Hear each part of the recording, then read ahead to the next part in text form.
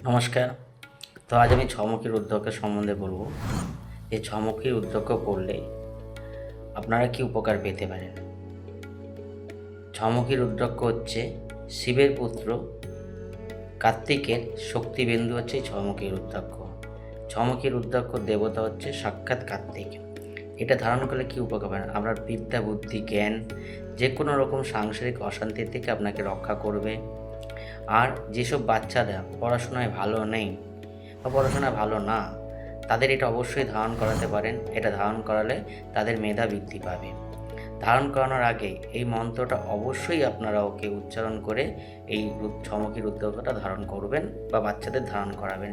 মন্ত্রটা হবে ওং হ্রিং হুং নম, ওং হ্রিং হুং নম।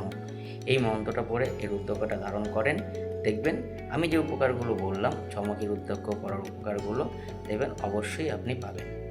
ভালো থাকেন, সুস্থ থাকেন। নমস্কার।